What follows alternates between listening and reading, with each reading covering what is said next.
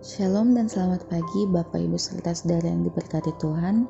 Mari kita berdoa sebelum kita merenungkan kebenaran firman Tuhan pada pagi hari. Kita berdoa. Bapa yang sungguh baik di dalam kehidupan kami, terima kasih banyak untuk kasih karunia-Mu dan kesetiaan-Mu di dalam kehidupan kami.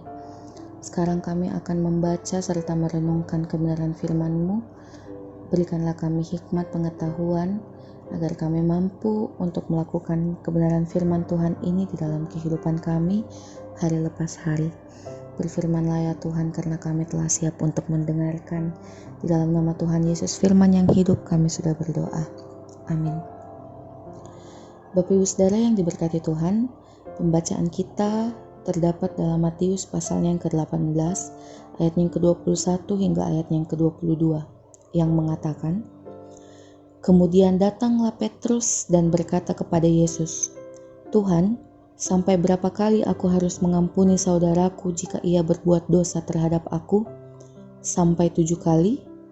Yesus berkata kepadanya, 'Bukan, aku berkata kepadamu, bukan sampai 7 kali, melainkan sampai 70 kali 7 kali.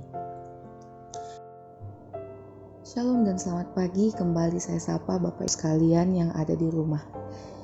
Ketika kita ada di pembacaan kemarin, di renungan pagi kemarin, kita berbicara tentang bagaimana ketika kita tidak mengampuni dan kita tidak berdamai dengan orang lain, maka itu akan menimbulkan akar pahit di dalam kehidupan kita. Tidak kebetulan bahwa pembacaan pada saat ini juga terkait dengan hal itu, yaitu tentang mengampuni. Bapak Ibu Saudara yang diberkati Tuhan, ajaran Yesus mengenai hal mengampuni melampaui apa yang dipahami Petrus. Tradisi dan norma baku untuk mengampuni bagi Petrus bertitik tolak dari perhitungan angka yang penuh dan sempurna, yaitu 7. Sedangkan Yesus menegaskan kepada Petrus, jika ada orang berdosa yang mohon ampun, itu tidak hanya 7 kali, melainkan sampai 70 kali 7 kali. Itu ada di ayat yang ke-22. Artinya, Petrus dan murid-murid Yesus, bahkan kita sekalian, itu tidak boleh ada habis-habisnya di dalam mengampuni orang lain yang berdosa. Dalam proses saling mengampuni sesama, Yesus mengajarkan kita agar tidak menggunakan standar dan norma yang terbatas. Biarlah antara sesama umat kita saling mengampuni di setiap saat dan waktu. Mengapa? Karena ketika kita ingat dan sadari bahwa kita juga bisa saja melakukan dosa dan kesalahan terhadap Tuhan serta sesama tanpa kita sadari. Sehingga saling mengampuni dan memaafkan bagi kita tak hanya terbatas pada peristiwa tertentu saja. Misalnya tidak terbatas pada waktu Natal dan Tahun Baru atau Paskah saja. Bahkan bukan hanya di saat kita beribadah pada hari Minggu atau ibadah lainnya.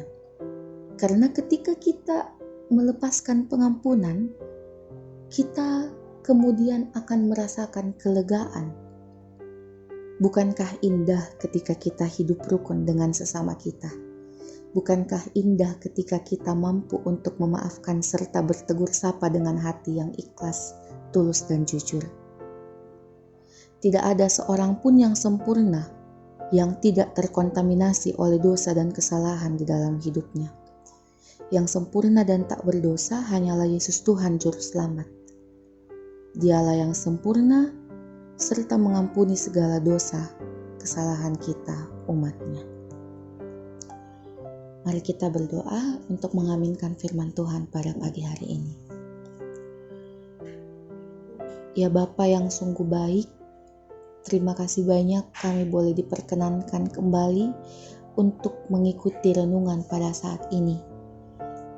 Renungan pada saat ini mengajarkan kami untuk tidak membatasi diri dalam mengampuni.